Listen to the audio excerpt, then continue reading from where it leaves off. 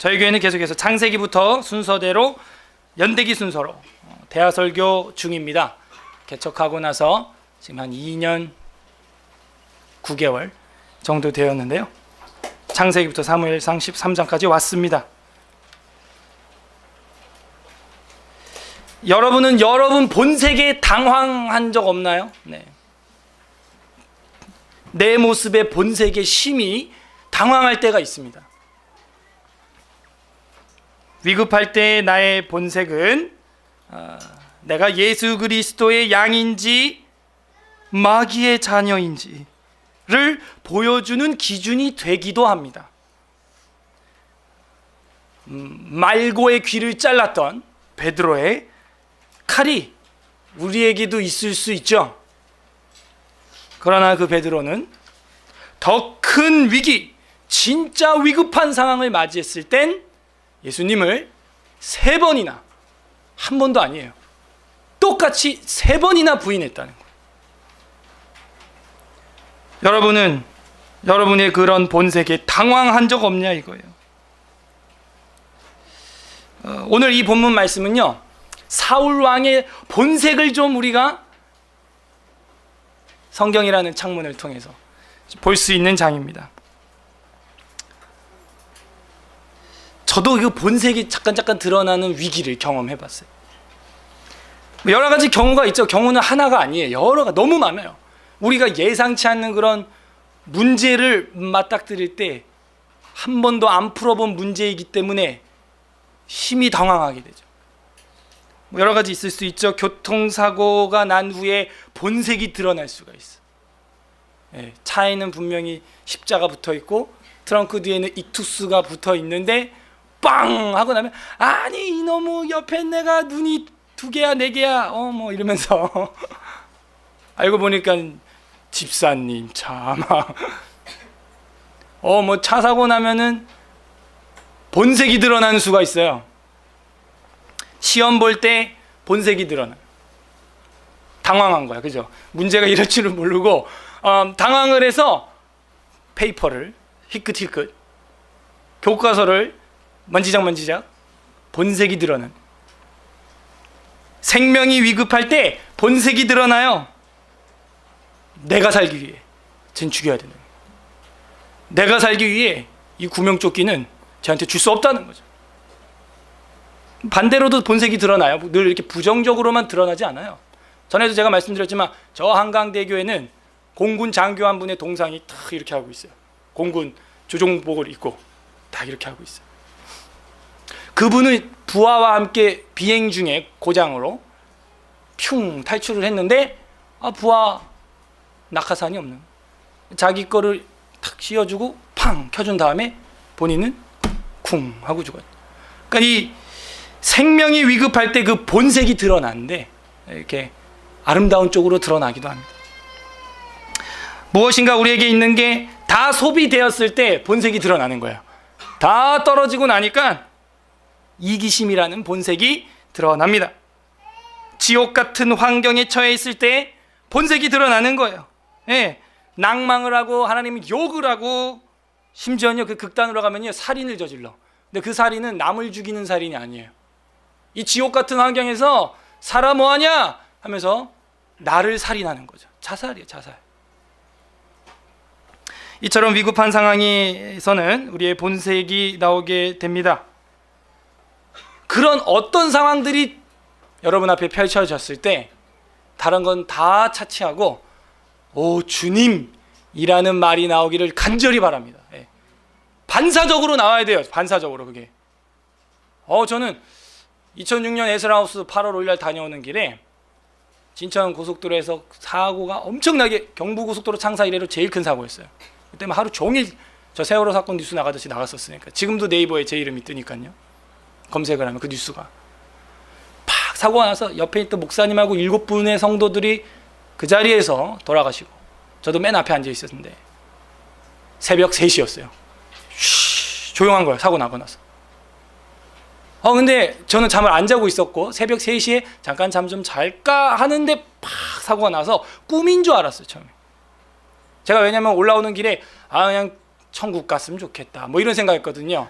왜냐하면 요한계시록이 막 끝나고 우리 집사람도 아니까 그때 결혼을 하려고 했던 여자친구랑 헤어지고 다 아는 거니까 다 아는 거니까 더 좋은 자매를 만났죠.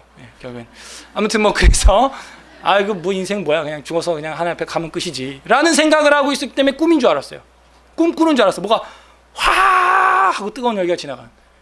그러고 있다가 마치 수면 위로 올라온 것처럼 빠 하고 정신이 딱 들어왔는데 저만 들어왔어요. 다 자고 있었고 다른 사람들은 눈 떠보니까 수술실이더라 막 이 정도였어요. 저는 정말 잠이 막 들기 전이었겠죠. 근데 첫 단어가 뭐냐, 한 어마어마한 공포심과 함께 제 내장이 떨리면서 나오는 소리였어요. 주여 주여 막 이런, 나도 모르는 사망의 그림자가 지나갔나 봐요. 그 죽음의 공포가 여러분요, 이게 뭐 장난 아니에요. 지옥의 대문간 앞에 가보면, 사망의 대문간 앞에 가면 아유 빨리 천국 갔으면 좋겠다 이런 소리 못해요.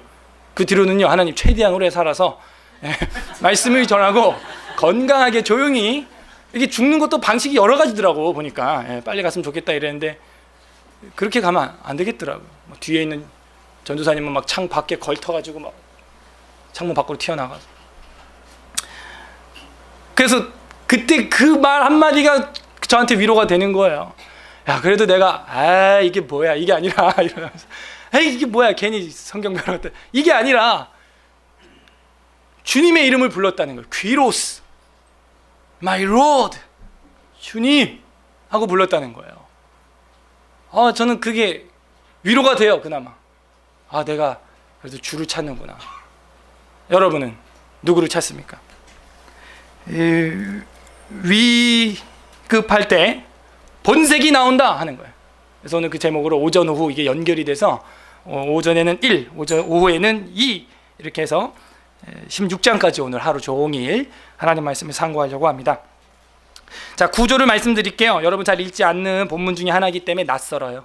그럴 때는 크게 자르면 쉽습니다. 13장 1절에서 7절까지 여러분 동그라미가 두 개가 딱 지나가죠. 단락이.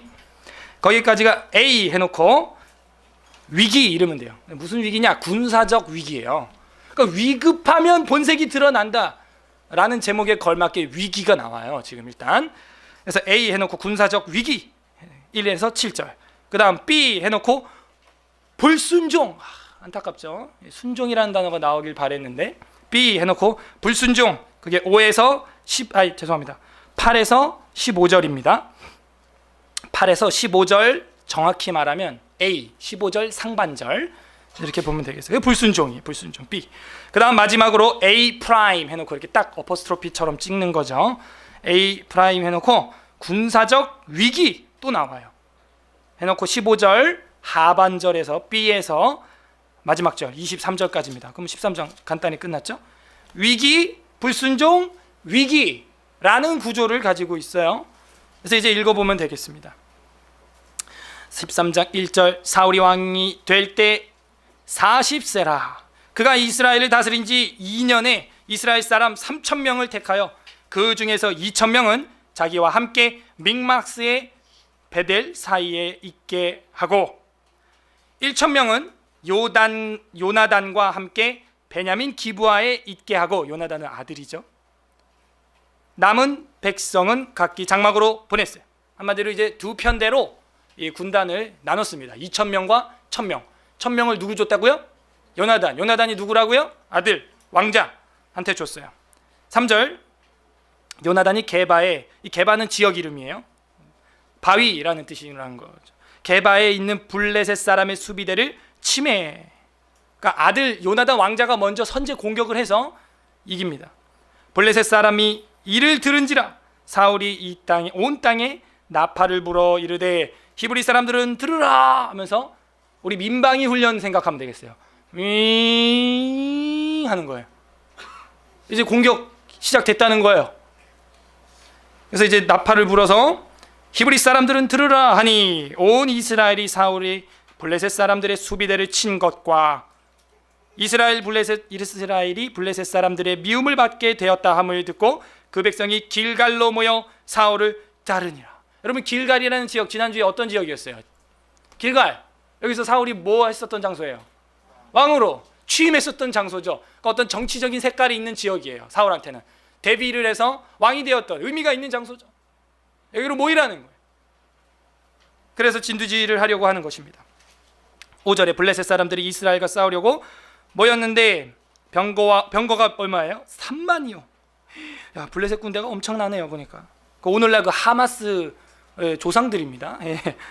3만이요. 마병이 6천 명이요. 백성은 해변에 모래같이 많더라.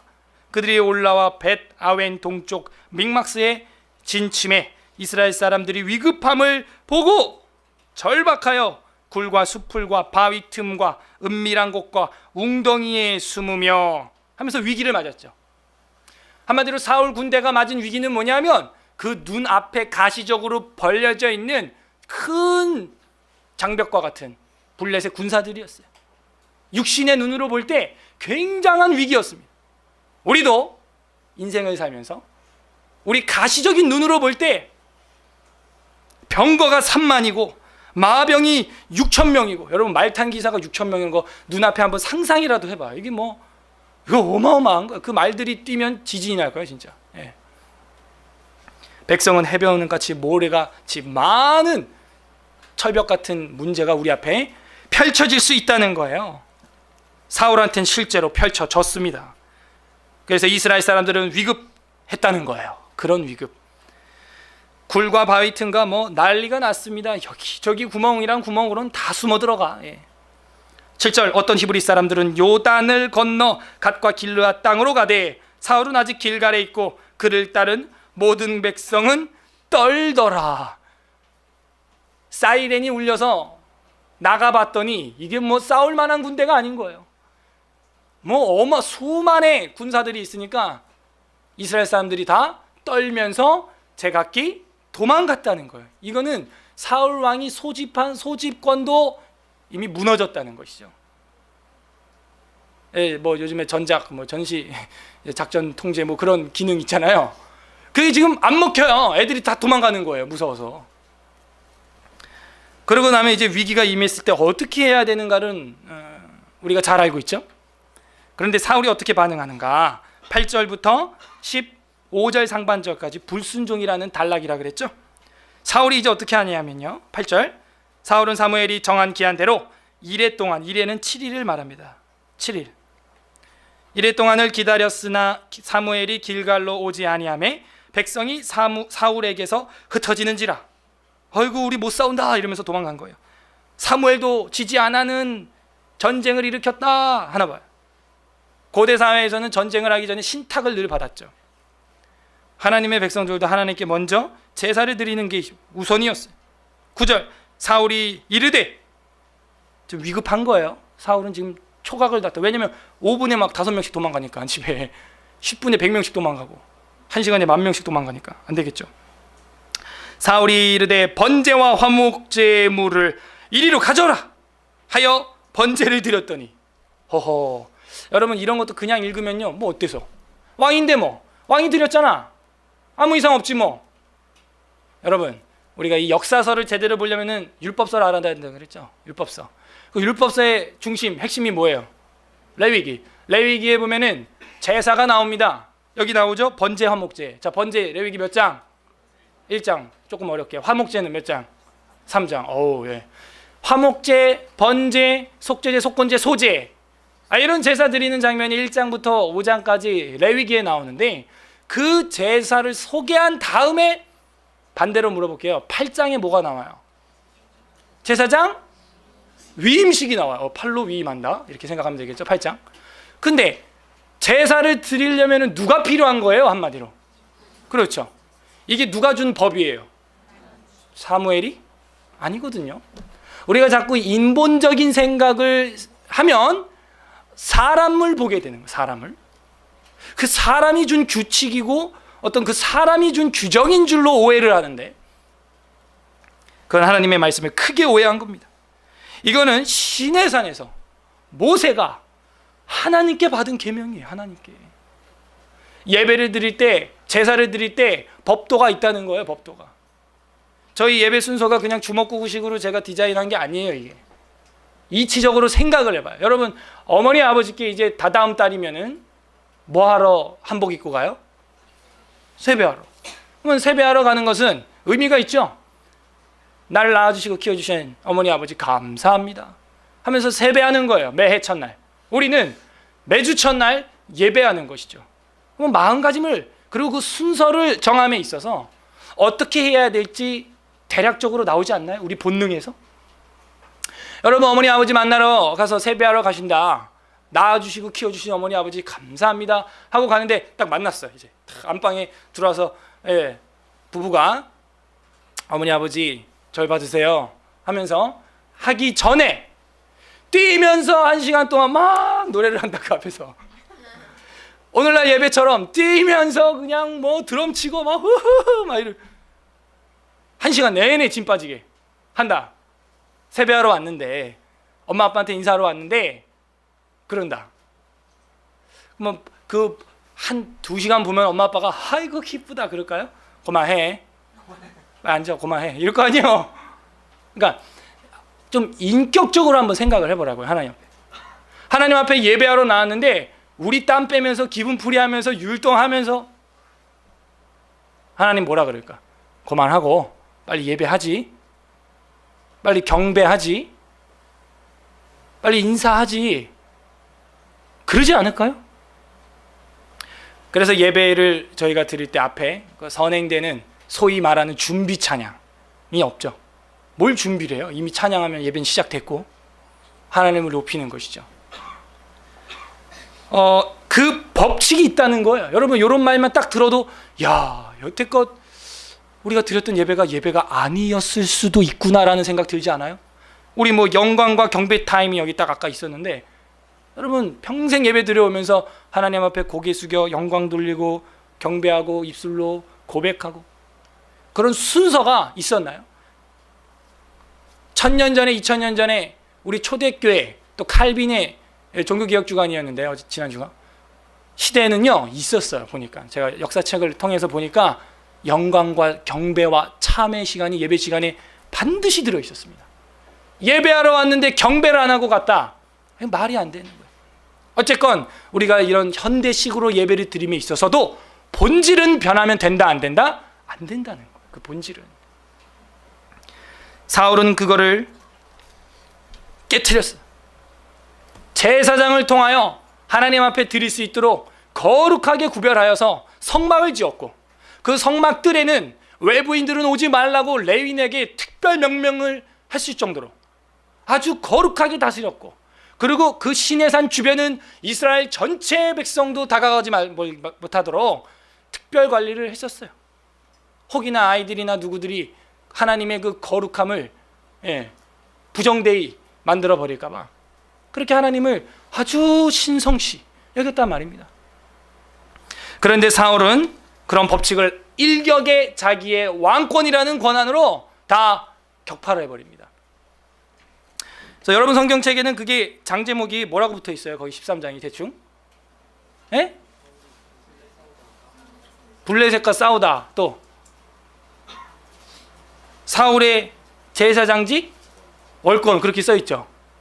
그러니까 이 사울이 지금 이거는요 사무엘한테 대드는 게 아닙니다. 오해하지 마세요. 사무엘한테 대든 게 아니에요. 이거 누구한테?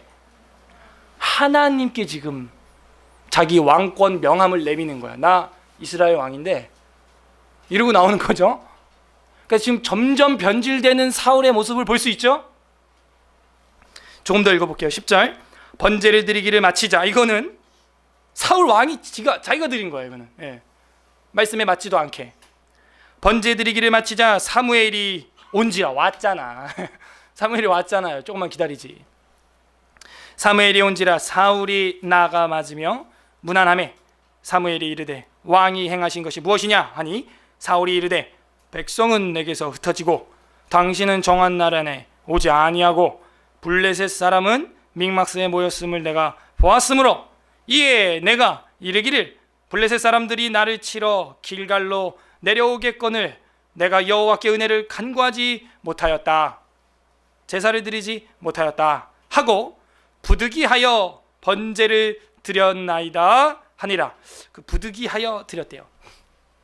당신은 정한 기한 내 시간 내에 안 오고 빨리 싸워야 되는데 백성들은 다 흩어지고 있고 백성들은 내가 하나님 앞에 제사 안 드리고 예배 안 드리고 당신이 날 지지 안 해주니까 지금 이거 안 되고 있는 거 아니냐? 그래서 내가 부득이하여 드렸다.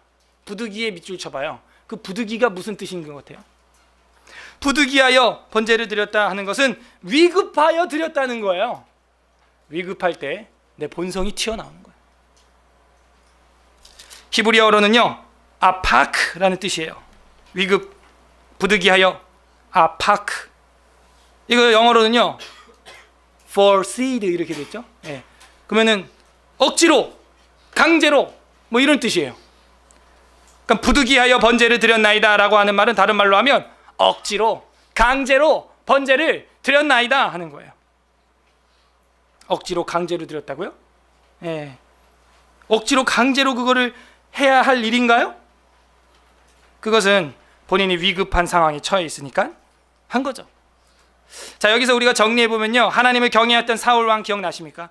얼마나 하나님을 경외하고 두려워했었냐. 왕으로 제비가 딱 뽑혔을 때 기스의 아들 사울이니라 했을 때 사울 어디 있었어요? 그때 사무엘상 10장에서 행구 뒤에, 짐 뒤에 숨어 있었죠. 그래서 우리는 그걸 어떻게 봤어요? 굉장히 겸손한 사람이었다. 오직하면은 자기가 왕으로 뽑혔음에도 불구하고 짐 뒤에, 행구 뒤에 숨어 있을까? 어이구, 나는 베냐민 지파 중에 미약한 사람이고 뭐 이랬잖아요.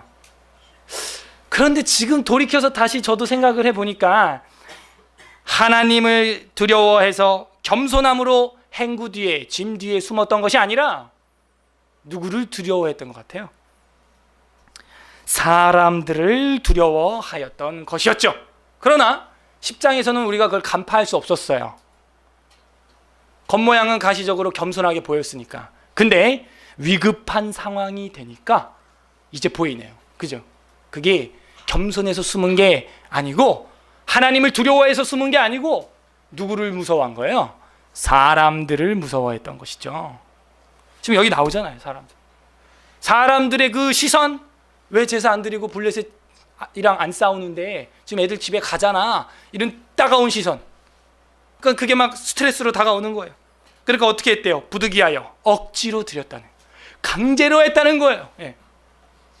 여러분, 저희 교회에서 뭐 오늘 임원도 이제 임명하고 하겠지만요, 추구하는 제 목회 정신 중에 하나가 뭔지 다 아시죠? 어떻게 하지 말자는 거예요. 예. 억지로 하지 맙시다. 우리 강제로 하지 맙시다. 어거지로 하지 맙시다. 오기로 하지 맙시다. 주님을 사랑하는 마음으로 하기를 바랍니다. 예. 기쁨으로 하시길 바랍니다. 자발적으로 하시길 바랍니다. 하나님은 그걸 받으세요. 그거를. 즉 불순종을 보여주고 있는 사울의 모습. 13절에 보게 되면 사무엘이 사울에게 이르되 왕이 망령되이 행하였도다. 저보다 더 세게 얘기하죠. 망령되이 행했다는 거예요. 왕의 하나님 여호와께서 왕에게 내리신 명령을 지키지 아니하였도다. 그리하였더라면 여호와께서 이스라엘 위에 왕의 나라를 영원히 세우셨을 것이거늘 지금은 왕의 나라가 길지 못할 것이라.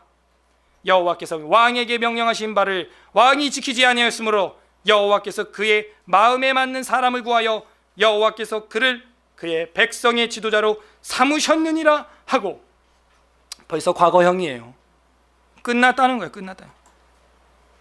사무엘이 일어나 길갈에서 떠나 베냐민 기브아로 올라가니라 하면서 동그라미 딱 생기죠. 그래서 우리가 아까 15절 A, 15절 B 뭐 이런 얘기를 한 거예요. 이 사울에게 너무 가혹한 거 아니에요 지금 사무엘이? 아니 한 번 그랬다고 한 큐에 그렇게 잘라버리나? 이거는요 우리가 전체를 봐야 돼. 이게 지금 처음 이렇게 한 게 아니었다는 거죠. 그 마음속에 이미 그 교만은 이전부터 올라와 있었던 거예요. 이미 그 마음속에 자신이 왕인 거예요. 사울 왕이. 하나님이 왕이 아니고. 우리가 이 사무엘상 가서 서론을 할 때 공부했죠. 여기서 우리가 제일 중요시 다루는 주제가 뭐라 그랬어요? 하나님의 왕권과 주권이라 그랬잖아요. 그리고 제사장의 역할이라 그랬잖아요. 여러분 서론에 필기한 게 혹시 있다면 그렇게 돼 있죠? 근데 그게 지금 다 깨졌잖아. 왕권, 하나님의 왕권도 깨졌고 사무엘의 제사장직도 깨지고 엉망진창이 된 거예요. 그럼 뭐 이게 한두 건이 아니에요 지금 걸리는 게. 사무엘서의 가장 중요한 핵심 주제가 다 깨져버렸어요 지금. 샤마엘, 하나님이 들으신다, 쉐마엘 하는 건데 다 깨져버린 거예요 지금. 아 그래요, 100번 깨졌다고 칩시다. 그러면 사무엘이 이렇게 왕이 망령되이 행하였나이다 했을 때 여러분이 사울이라면 어떤 자세를 가져야 된다라고 생각이 딱 드시나요? 어떻게 해야 돼요? 망령되이 행하였나이다. 그럼 여러분 어떻게 해야 돼?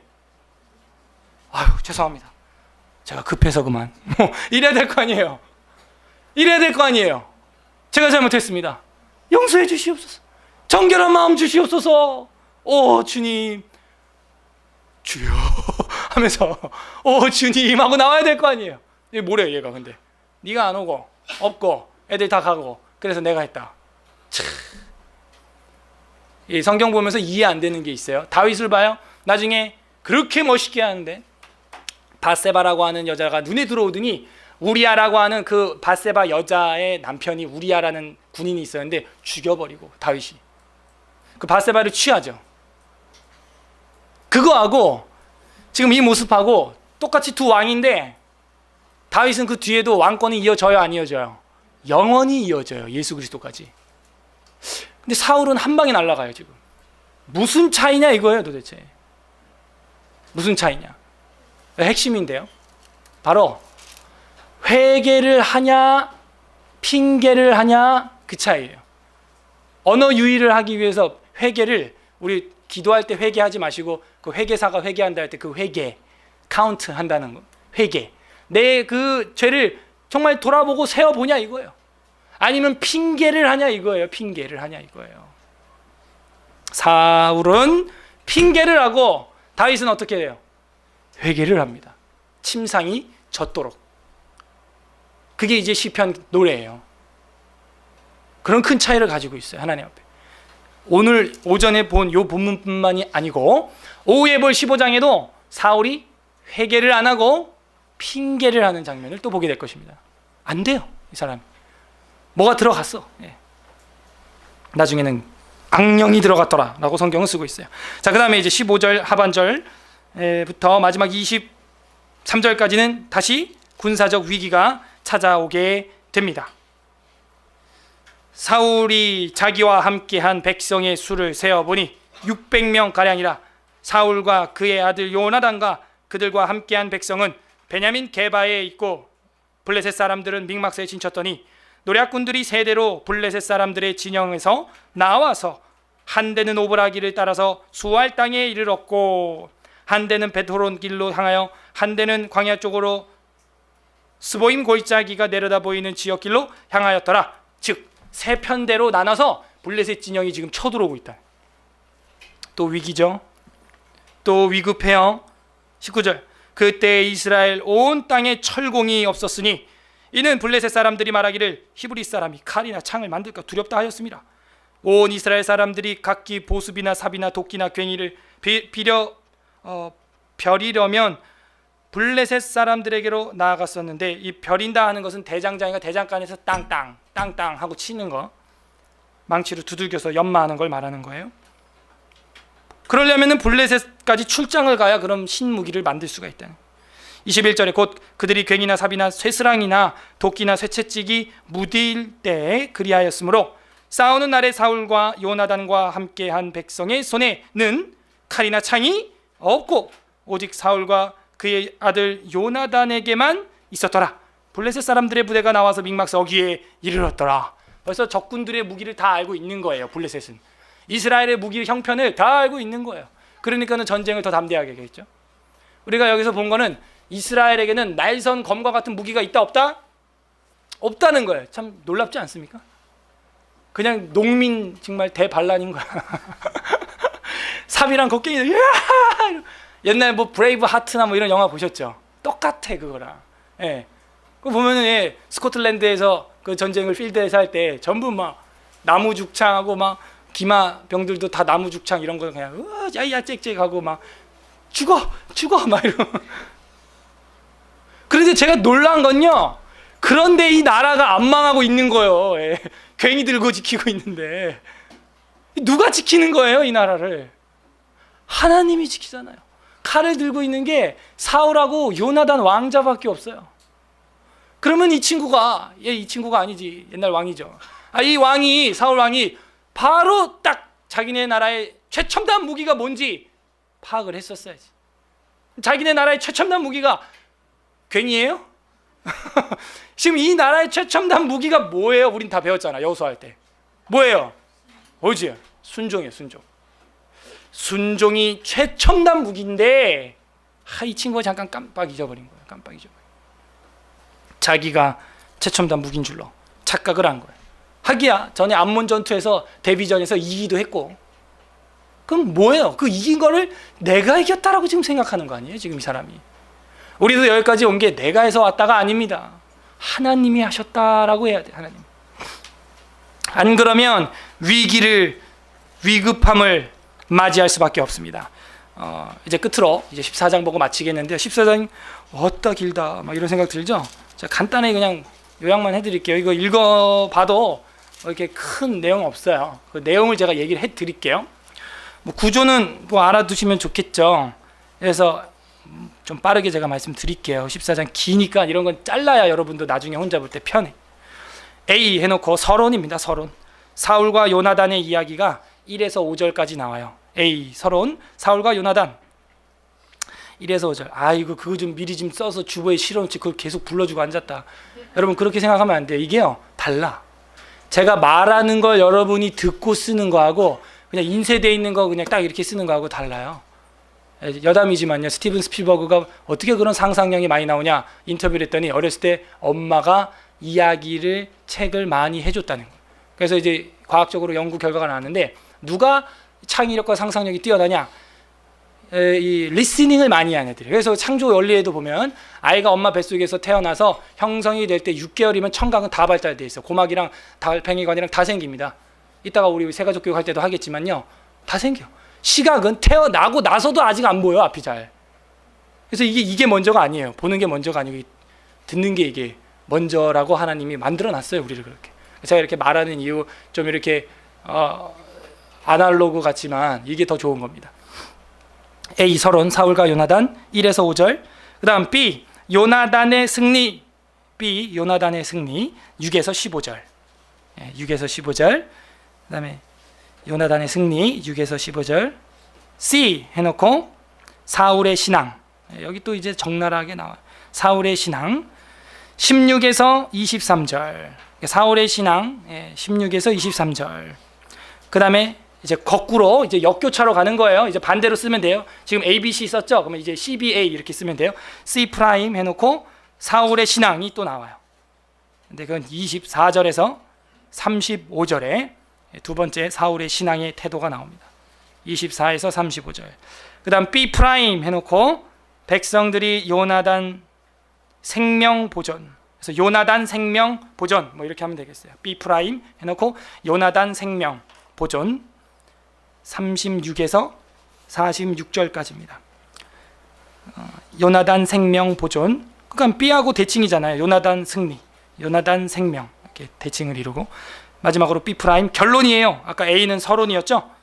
그래서 A 프라임 결론 사울의 업적과 집안 이렇게 나와요. 사울의 업적과 집안. 그러니까 A의 사울과 요나단의 이야기가 또 나오는 거예요. 47에서 마지막 절 52절까지입니다. 꽤 긴 절이죠. 52절까지니까 한 4페이지를 훌딱 넘어가는데 내용은 그렇게 되어 있어요. 다시 한번 A 해놓고 서론 사울과 요나단 1에서 5절, B 해놓고 요나단의 승리 6에서 15절, C 해놓고 사울의 신앙 16에서 23, C 프라임 해놓고 사울의 신앙 24에서 35절, B 프라임 해놓고 요나단 생명 보존 36에서 46, 마지막 A 프라임 결론 사울과 요나단 집안 이야기 하면서 사울의 업적과 집안. 그래서 47에서 52 하면 되겠습니다. 그래서 이렇게 했으니까 뭐 오래 안 걸릴 거예요. 두려워하지 마세요. 그래서 이 14장의 서론의 부분에 사울과 요나단의 이야기가 나오게 됩니다. 14장 1절 하루는 이제 사울이 아들 요나단이 자기의 무기를 든 소년에게 이르되 우리가 건너편 블레셋 사람들의 부대로 건너가자 하고 그의 아버지에게는 아뢰지 아니했습니다. 그래서 이 요나단의 특징을 보면은 이전에도 그렇고 아버지의 그 짐을 덜어주기 위해서 자꾸 먼저 선제 공격을 하는 이제 이런 충성을 참 볼 수가 있어요. 누가 봐도 다음 차세대 왕으로 세자로 부족함 없는 자질을 가지고 있죠. 2절 사울이 기브와 변두리 미그론에 있는 석류나무 아래에 머물렀고 함께한 백성은 600명가량이며 아히야는 에봇을 입고 거기에 있었으며 그는 이가봇의 형제 아히두베의 아들이요 비느하스의 손자요 실로에서 여호와의 제사장이 되었던 엘리의 증손이었더라 하면서 이 제사장 후손이 아직도 있구나 하는 걸 보여주고 있어요. 백성은 요나단이 간 줄을 알지 못하니라. 요나단이 혼자 이렇게 침투해서 나갔으니까요. 요나단이 블레셋 사람들에게로 건너가려 하는 어기 사이에 이쪽에는 험한 바다가 있고 저쪽에도 험한 바다가 바위가 있고 바위가 있는데 하나의 이름은 보세스요 하나의 이름은 세네라. 한 바위는 북쪽에서 믹마스 앞에 일어섰고 하나는 남쪽에서 게바 앞에 일어섰더라 하는 거예요. 그래서 이제 전쟁을 해서 이깁니다. 이기는데 요나단의 구호를 보세요. 6절 다 같이 한번 읽어보겠습니다. 시작. 요나단이 자기의 무기를 든 소년에게 이르되 우리가 이 할례 받지 않은 자들에게로 건너가자. 여호와께서 우리를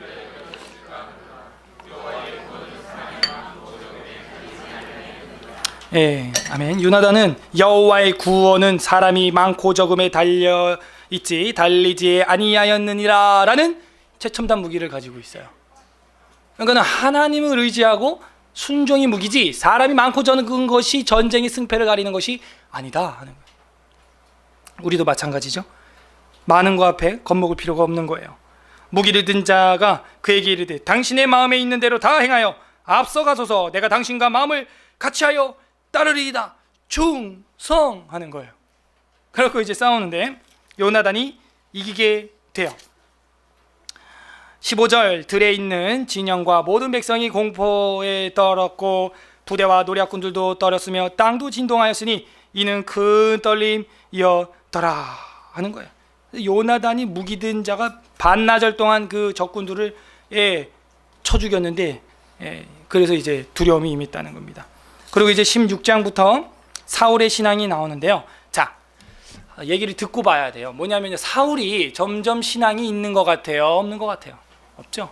그래서 여기서 이제 어떤 판단을 내리는데 판단력이 흐려집니다. 올바로 판단을 못 내려요, 이 사람이. 그래서 밥 먹고 힘써 싸워야 할 때 금식령을 내리고 정말 통에 자복하며 금식해야 될 때는 밥을 먹고 앉았고. 그래서 이런 혼돈, 그러니까 분별력, 영분별이 떨어지는 거예요, 점점 이제. 권력이 취하고 세상이 취하니까 하나님이 안 보이는 거예요, 지금. 그래서 명령을 내리는데 금식령을 내려서 전국에다가. 근데 지금 전쟁 중이거든요. 전쟁 중에 금식령을 내리면 군인들이 어떻게 되겠어요? 밥을 더 먹어도 힘들 판에 짬밥은 먹어도 배고프거든, 그죠? 먹어도 힘들 판에 금식령을 내면 어떻게? 근데 요나단 왕자 장군께서 못 들었어요, 그 소식을. 먼저 지금 나가서 선제 공격하고 막 싸우고 있으니까. 그래서 막 싸우다가 너무 배가 고픈데 보니까 웬 그 바위가 많다고 아까 성경이 계속 그러잖아요. 그 바위가 많는데 벌집이 많아요, 또 이제. 그래서 이제 광야에서 생긴 벌집 뭐라 그래요? 꿀. 석청이라 그래요, 석청. 그런 게 막 줄줄 흐르고 있는 거예요. 그래서 야, 배고프다. 저거 좀 먹자 해가지고 요나단이 막대기로 해가지고 탁 벌집을 깨트리고 벌꿀을 딱 찍어서 먹고 이제 막 했나 봐요. 그러니까는 눈이 당이 돌아와가지고 이제 여러분도 힘이 없으면 막 아무것도 못하겠죠. 탁 돌아와가지고 번쩍 해가지고 싸워가지고 이깁니다. 이기게 됐는데 이 소식을 사울한테 고자질하는 거예요. 부하들이. 사울 쪽 부하들이겠죠. 그랬더니 사울이 뭐라 그러느냐, 네가 하나님 앞에서 죽을 것이다 막 이러는 거야. 말도 안 되는 소리를 아들한테 막 합니다. 금식을 어기는 자는 저주를 받아 마땅할 것이다 라고 내가 하지 않았냐 막 하면서 전혀 분별력이 없어요. 그러니까는 사울 쪽 애들이 저 요나단 어명을 어긴 자야, 죽여야 된다고 막. 지금 제가 내용을 압축하고 있는 거야. 죽여야 된다고. 이러니까 요나단 쪽에도 요나단 측근이 있겠죠. 그러니까 거기는 또 거기대로 방어하는 거야, 요나단 왕자를. 웃기고 있네. 우리는 그 어명 못 들었어. 그리고 우리가 지금 꿀만 조금 찍어 먹어도 싸워가지고 이렇게 이겼다면 밥을 먹고 싸웠어 봐라. 완전히 이겼지. 더 이겼지. 그러니까 막 서로 죽이겠다고 딱 이러는 거야. 그러면 이게 영적 상태의 바닥을 보여준다고 사사기 끝에서 배웠나요? 기억나세요? 내전. 지금 지들끼리 왕실 안에서 마음이 탁 갈리는 거야 지금.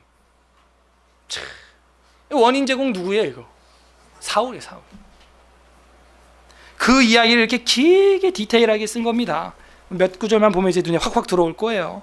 24절, 이날에 이스라엘 백성이 피곤하였으니 이는 사울이 백성에게 맹세시켜 경계를 하여 이르기를 저녁 곧 내가 내 원수에게 보복할 때까지는 아무 음식물이든지 먹는 사람은 저주를 받을지어다 하였음이니라. 그러므로 모든 백성이 음식물을 맛보지 못하였고 그들은 다 수풀에 들어간즉 땅에 꿀이 있더라. 땅에 꿀이 있는데 아무도 안 먹어요.